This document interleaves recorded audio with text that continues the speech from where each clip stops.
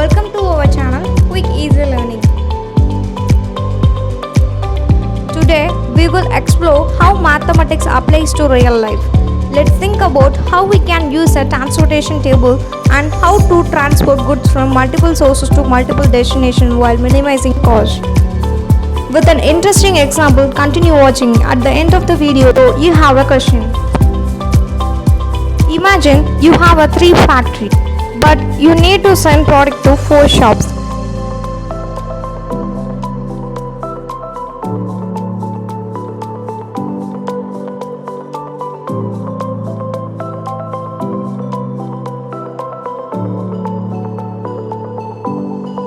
Here is a framework to understand it better.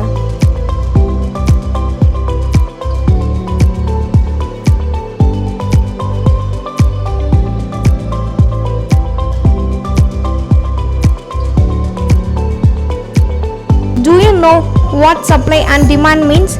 Here's a quick recap for you. Let's understand it easily. Supply refers to how much of something is available. For example, if a shop has a lot of ice cream, we can say there is a high supply.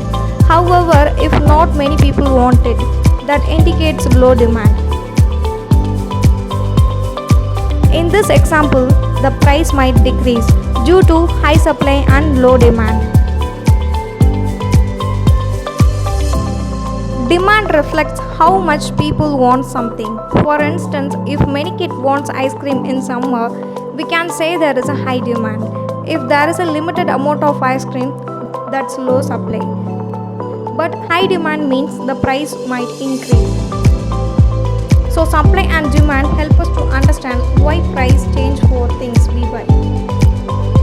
Now let's create a table to clarify. We can check whether the transportation table is balanced or not. Supply AI is equal to 40 plus 60 plus 50, which is equal to 150. Demand BJ is 30 plus 50 plus 40 plus 30, which is equal to 150. Therefore, the transportation problem is balanced. In this framework, you can set up an equation to minimizing cost while meeting supply and demand and constraints. This helps a business to decide the most efficient way to transport goods. If you want a more detail on solving these problems or any other question, comment below. Thanks for watching.